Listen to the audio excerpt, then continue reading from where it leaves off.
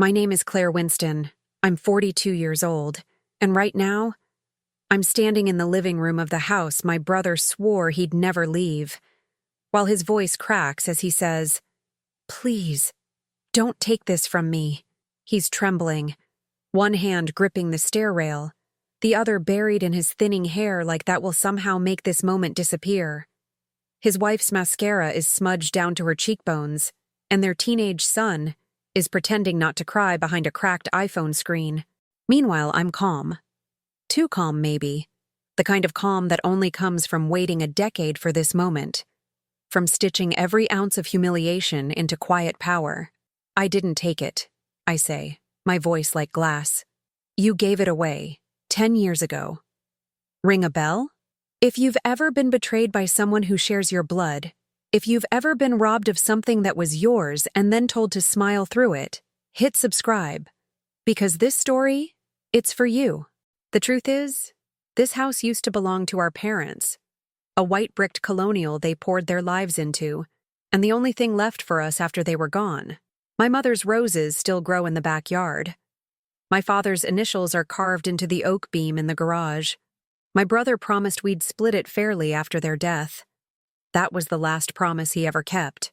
10 years ago, I walked into this same house in a black dress and left with nothing but a forced smile and a hollow legal envelope.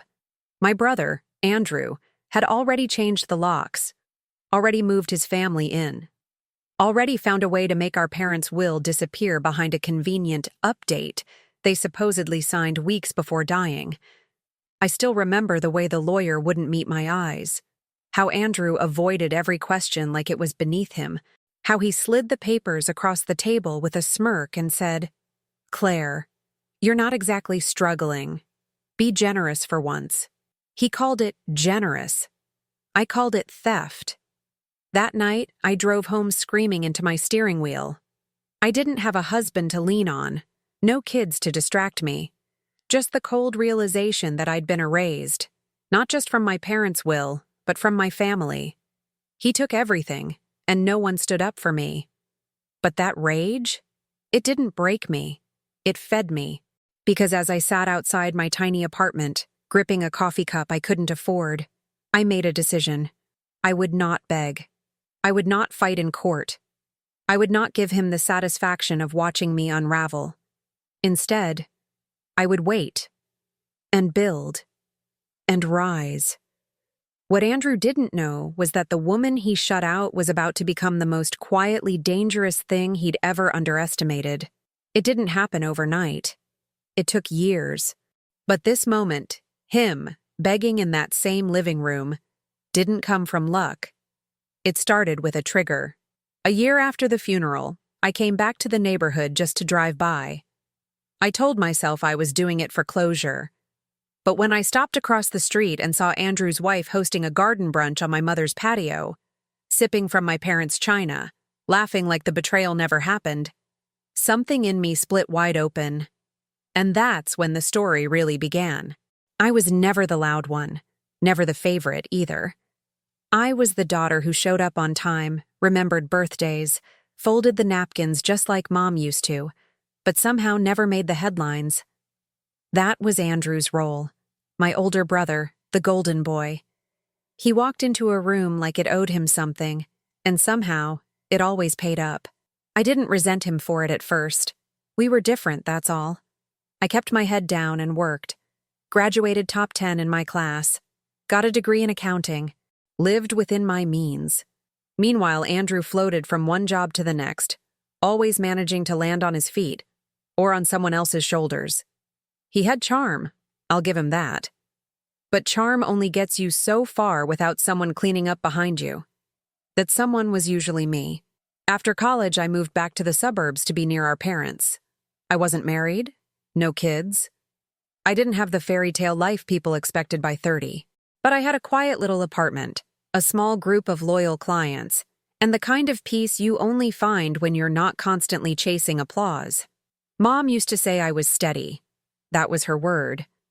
I think she meant it as a compliment, the kind of compliment you give with a pat on the shoulder instead of a hug. It wasn't until Dad's health started slipping that I realized just how invisible steady people can become. I was the one who took him to his appointments, picked up his prescriptions, balanced their checkbook when Mom's eyesight got worse. I never made a fuss about it. I didn't post hospital photos or expect thank yous. It was just what you do for people you love.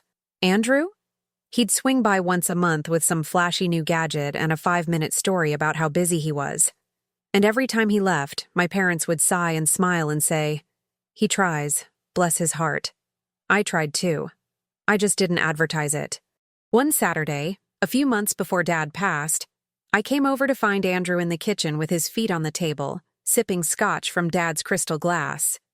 He greeted me with that smug little laugh and said, "Claire, you've got to stop worrying so much. Life's short. Live a little." He said that in a house where I had just spent the night on the couch, nursing Dad through another coughing fit. I didn't argue. I never did. Arguing with Andrew was like playing chess with a magician. By the time you realize he's cheated, the game's already over. Still, I thought we shared something unbreakable. Blood, memories, a family history written in our bones. That had to mean something, right? Then came the will. Mom died suddenly just 3 months after Dad. We were barely out of the fog of grief when Andrew called me to go over the paperwork. I remember the call like it was yesterday. I was sitting at my tiny kitchen table, still wearing my work blouse, hair in a bun, dinner half cooked. He said, "Meet me at Dad's tomorrow. The lawyer will be there. Just some signatures." No warning, no discussion. Just like always, he decided, and I was expected to follow. The next day, I walked into our childhood home feeling like I was stepping onto sacred ground. The furniture still smelled like lemon oil. Mom's blue vase sat by the window, catching the light. I had to swallow hard to keep from tearing up. But Andrew didn't seem affected. He was dressed like he was heading to brunch, crisp white shirt, loafers, gold watch gleaming, and the lawyer, he barely looked at me. Just handed me the papers and said, "As per the most recent amendment." I blinked. "What amendment?" Andrew jumped in. "Oh, didn't I mention? Dad had the will updated before he passed. Said it was simpler this way." Simpler. I stared at the words. Andrew Winston, sole beneficiary. The house. The accounts. Everything. My name was a footnote, an afterthought. I didn't scream. I didn't cry. I nodded, signed where they told me, and left. I even thanked the lawyer on my way out, a habit I couldn't seem to shake, even while bleeding. That night, I sat in the dark with a glass of tap water, replaying every moment of the last 2 years. Every pharmacy run. Every sleepless night on the hospital chair. Every bill I'd paid out of pocket without asking for reimbursement. All of it. Erased. But here's the thing about being steady. We don't collapse. We don't seek revenge in the heat of the moment. We let the silence do the hardening. We build our strength in the quiet. I doubled my workload, said yes to every freelance offer, ate rice and beans, said no to vacations, to new clothes, to distractions. While Andrew posted poolside selfies from Mexico, I was quietly saving every dime. I didn't know what I was building toward yet. I just knew that I would never, ever let someone else write my ending again. One night, maybe a year later, I went on Zillow out of habit and typed in my old address. The house had doubled in value. My stomach dropped, not from envy, from clarity. This wasn't just about grief or betrayal. This was strategy, and Andrew was playing it sloppily. From then on, I paid attention. Every local real estate transaction, every permit filed, every tax record. And I noticed something. Andrew wasn't good with money. He wasn't just living in the house. He was leveraging it, borrowing against it, renovating rooms he couldn't afford, using it like a golden goose that would never stop laying eggs. Except I knew something he didn't. Golden geese go bankrupt too. And the day would come, maybe not tomorrow, maybe not next year, when that house would bleed him dry. And I'd be ready. It was a Sunday in late spring, the kind of day Mom used to call porch-sitting weather. The air was warm but forgiving, the kind of breeze that carries memories whether you want them or not. I was walking back from the farmer's market, paper bag full of basil and bread, when I got the invitation. A cream-colored envelope sticking out of my mailbox. The handwriting was unmistakable. Andrew's wife, Dana. Elegant cursive that looked like it belonged in a wedding catalog. I stared at it, already knowing it wasn't for me. Not really. But I opened it anyway. Please join us for an afternoon of celebration as we unveil the newly renovated Winston residence, formerly the family estate of the late George and Lillian Winston. Formerly. The word hit like a slap. I read it again. Not once did it mention our parents. Just the late George and Lillian.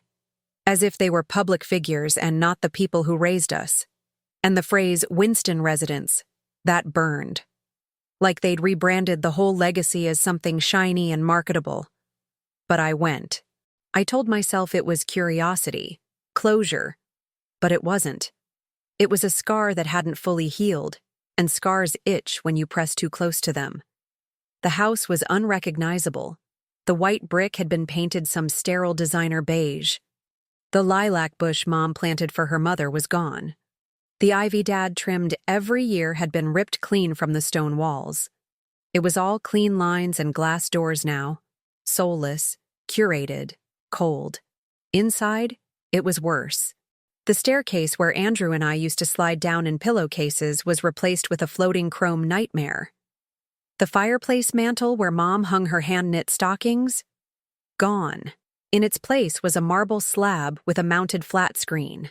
And there, in the middle of it all, stood Andrew, tan, grinning, and holding a champagne flute like some overgrown frat boy who thought he'd won a game that nobody else was playing. He saw me.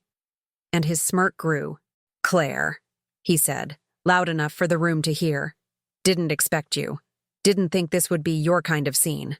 It was subtle, but it was a jab. A public one. He was saying, "You don't belong here. Not anymore." I kept my tone cool. I was curious. Wanted to see how you'd painted over history. A couple of people chuckled nervously. He clinked his glass with mine. "Oh, come on. Don't be dramatic. You never really cared about the aesthetics." My jaw clenched. I cared about what it meant. Dana floated over, all pearls and perfume. "Claire, so glad you came. We weren't sure you'd want to revisit all this. Must be strange seeing it. Updated. They talked like they were doing me a favor. Like I should thank them for turning my childhood into a showroom. That's when Andrew did it. The thing that flipped the switch. He raised his glass and tapped a knife against it. "Everyone, quick toast. To fresh starts, and finally turning this place into a real home.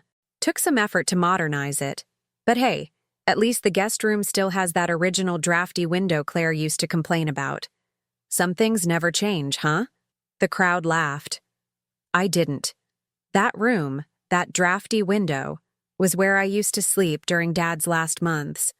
On a fold-out cot, wrapped in 2 blankets, with one eye always open in case he called out for water or couldn't breathe. That window whistled in the wind and rattled in storms, and I never once asked for a better bed. I just stayed. Because he needed me. And now it was a punchline. That was the moment. That's when the betrayal stopped being just legal, just financial, just technical. It became personal. It became cruel. And something in me snapped. Not outwardly. Not with words or a wine spill or a broken glass. No, my reaction was quieter than that. More dangerous. I simply set down my drink, smiled tightly, and walked out. He didn't follow. Of course not. Why would he? As far as he was concerned, the story was over. But I was already writing a new one. That night, I sat alone on my balcony, watching the city lights shimmer through a haze of summer heat. My phone buzzed with texts from acquaintances. So awkward. He went too far. You handled it with grace. I ignored them. I wasn't interested in sympathy. I was interested in strategy. And for the first time, I started imagining something I'd never let myself before. what it would look like to own that house again. Not out of nostalgia, not even out of grief, out of principle. The house wasn't just brick and wood to me. It was history. It was loyalty. It was the place where I became the kind of daughter who sacrificed quietly and the kind of woman who got erased for being too accommodating. If Andrew wanted to make a mockery of all that, then I'd make a lesson of him. I started small. Quiet research, market conditions, mortgage rates. I knew Andrew was spending fast and refinancing recklessly. I'd seen the permits for a basement theater, a sunroom expansion, an imported kitchen marble slab that cost more than my first car. The house wasn't growing in value, it was hemorrhaging it. And the real betrayal? The part Andrew never saw coming? He taught me how to be dangerous. By underestimating me. Something shifted that night. Not a dramatic vow or an emotional breakdown, just a quiet rewiring of purpose. I stopped mourning what was taken and started planning what I could take back. Not out of revenge, not yet, but because I finally saw things clearly. Andrew had never respected the house, and he'd never respected me. But I would. And I'd prove it. Not with words, but with precision. The next morning, I made coffee, opened a fresh spreadsheet, and pulled up every public record I could find. The house was heavily mortgaged. 3 separate liens had been filed in the past 4 years. Construction debt, home equity lines, a personal loan wrapped inside a second mortgage. He'd turned the place into a Jenga tower made of dollar bills. And I didn't smile. Not once. Because I knew how this worked. Financial instability doesn't announce itself with a siren. It leaks quietly, behind walls and under floorboards, until the whole thing caves in. I just needed to wait for the creak. I reached out to a real estate contact, not a close friend, just someone I'd met at a networking event. I asked her to let me know if the property at my old address ever hit the whisper market. Nothing official. Just keep me in the loop. She asked if I was thinking of buying. Eventually, I said, if the timing's right. Then I got back to work. I expanded my client base. I upgraded my credentials. I learned everything I could about probate law, mortgage-backed loans, and foreclosure timelines. I didn't share any of it with friends. Not because I was being secretive, but because people don't understand controlled patience. They mistake it for passivity. But I wasn't passive. I was sharpening. Every month, I put a little more into savings. Every bonus check went into a high-yield account. Every unnecessary subscription got canceled. It wasn't glamorous, but it was deliberate. Meanwhile, Andrew continued his descent, oblivious, arrogant, and loud. I started noticing small signs. His wife took a job at a boutique after years of saying she didn't need to work. Their Instagram shifted from champagne brunches to staycations and hand-me-downs. I saw a post tagged "I'm blessed" in front of a used SUV and knew instantly the leased Mercedes was gone. But the moment I knew the winds had changed came at a birthday dinner for our distant cousin Meredith. Andrew was there, of course, seated at the head of the table like he owned the family. And he was drinking. Not sipping, not social, drinking. He leaned toward me halfway through dessert and said, "Hey, Claire, got any clients looking for a nice family home? Might be selling soon. Just too much space, you know?" I met his eyes. "Really? I thought you said you were building a legacy." He chuckled, but it was hollow. "Yeah, well, taxes don't care about legacy." That was it. That was the creak in the Jenga tower. He wasn't just losing grip. He was preparing to fall. But he still didn't see me as a threat.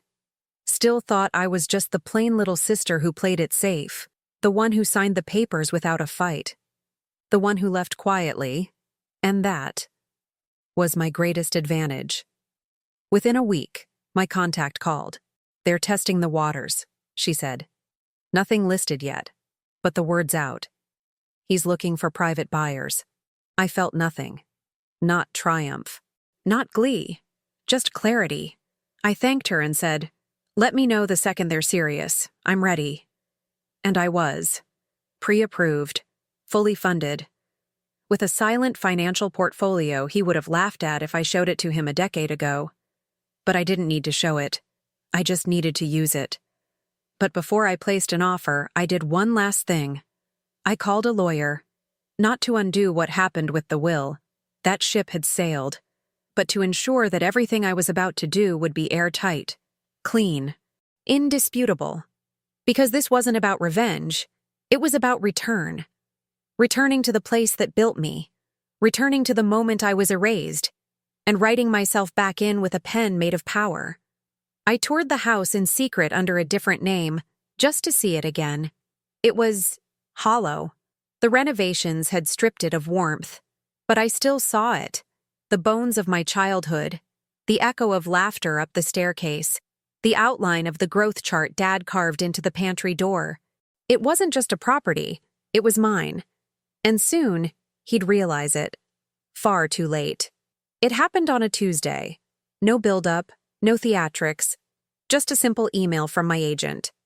Offer accepted, closing scheduled for next Friday.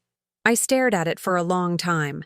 Not because I was surprised, I wasn't, but because of how quiet it felt.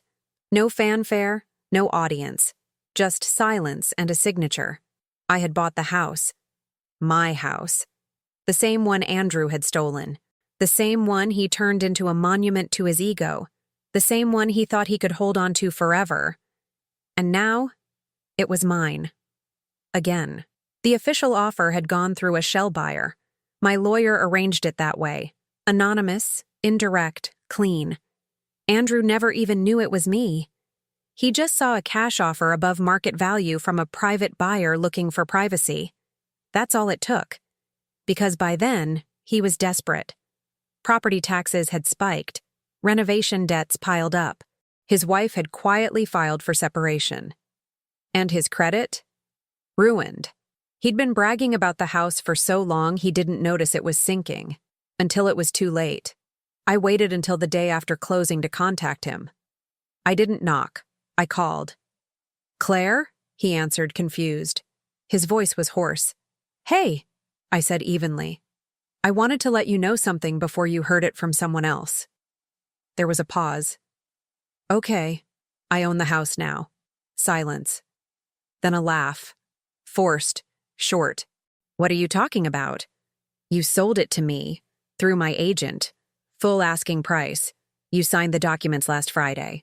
Silence again. Then, No, that's not possible." I didn't say a word. You can't just... "Claire, I have kids. We haven't even started packing yet." "I'll give you 30 days. After that, I have contractors scheduled." I could hear him breathing hard, pacing, struggling to find something that sounded like control.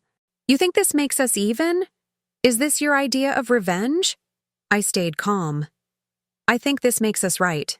He hung up on me. A week later, I drove to the house, my house, to walk the property with the contractor. And that's when it happened. Andrew was standing in the driveway, alone.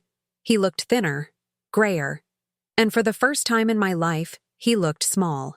"Claire," he said, walking up like the past didn't exist.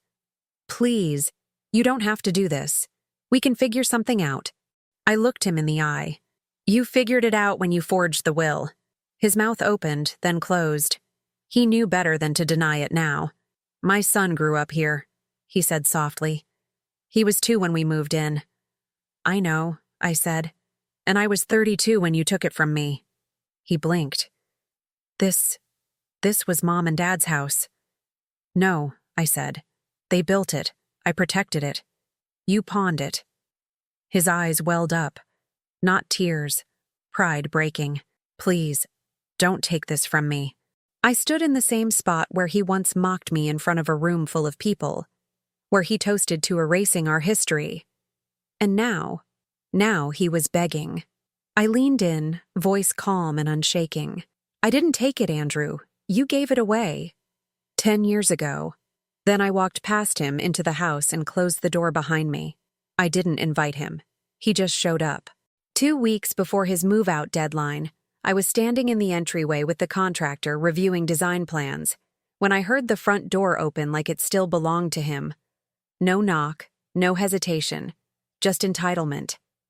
I looked up and saw Andrew, slouched, unshaven, shoulders slumped under a wrinkled button-down that looked like it hadn't been washed in days.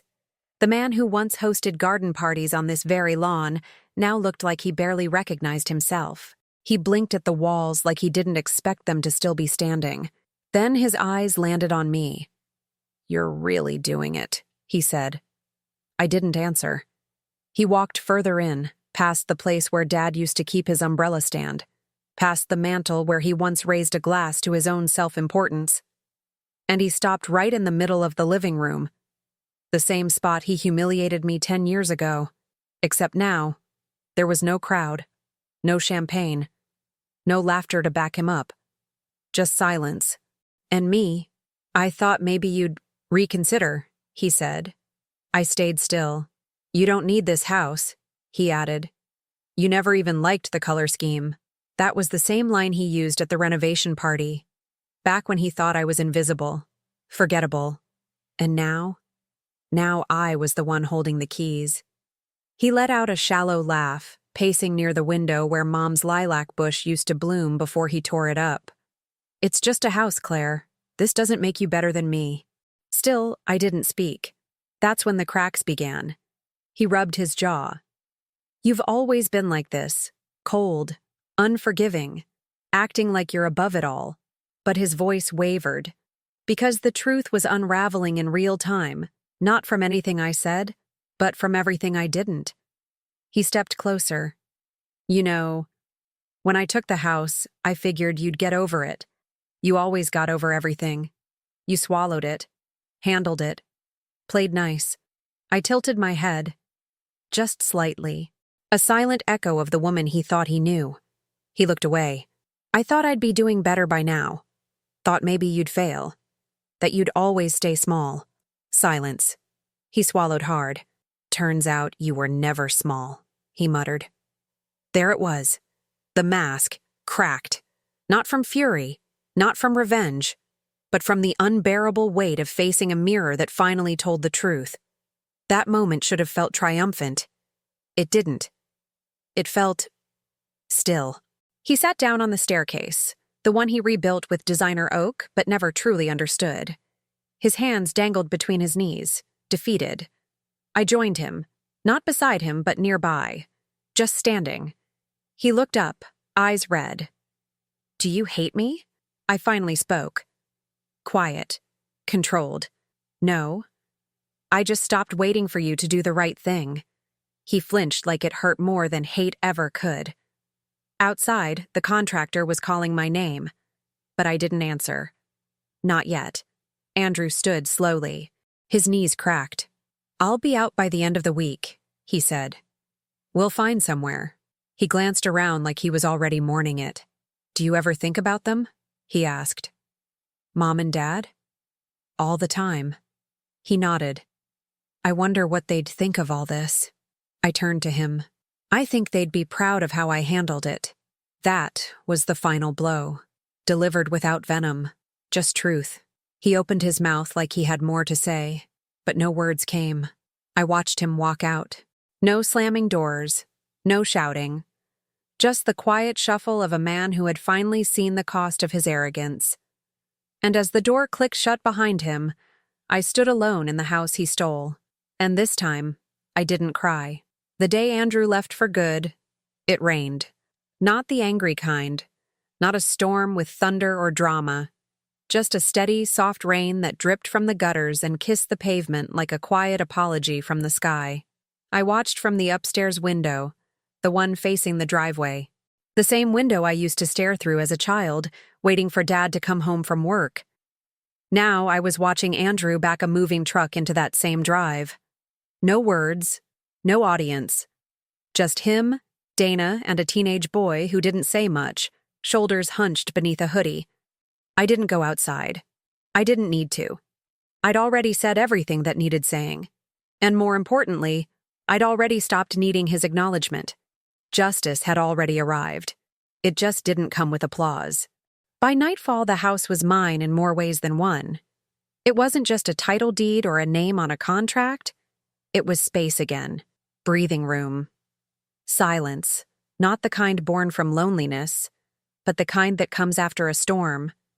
The kind that makes you appreciate stillness all over again. I wandered from room to room that evening with bare feet and a cup of tea, running my hand along the walls like I was reintroducing myself to an old friend. There were ghostly outlines where family photos once hung, nail holes left behind by time, scratches on the floor that probably had stories I didn't need to know. In the corner of what used to be the guest room, the one with the infamous drafty window, I found something wedged behind the baseboard heater. It was an envelope, yellowed with time. I almost didn't open it. But curiosity whispered louder than hesitation. Inside was a letter, my mother's handwriting, faded but unmistakable. Claire, if you're reading this, it means you came back. I always knew you would. I'm sorry we didn't leave things clearer. I think we trusted that love would handle the details. We didn't plan for ego. Please know, this house was always meant to be yours, not because you earned it, but because you protected it. You protected us. You'll make it a home again, I have no doubt. With love, Mom. I pressed the letter to my chest. Not to cry, I didn't have tears left, but to feel held for a moment. To feel like I wasn't the only one who remembered the truth. I didn't tell Andrew about the letter. I never will. Some things are meant to be kept between you and the ones who truly saw you. That night, I lit a single candle in the living room and sat on the floor. No furniture, no noise, just quiet gratitude. I thought about all the nights I spent feeling erased, how many years I let someone else's arrogance define my worth, and how quietly, without spectacle, I reclaimed every piece of myself. Not with fury, not with revenge, with presence, with proof. 2 months later, I repainted the front door, not beige, not white, a deep, earthy blue, the exact shade of the sky right before dawn. Hopeful, unapologetic, I planted new lilacs in the backyard, not because I wanted to recreate the past, but because some things deserve to bloom again. And when the neighbor stopped by to say, "It's nice to see this place in the right hands again," I just smiled. No need to explain, because this isn't a story about winning. It's a story about coming home.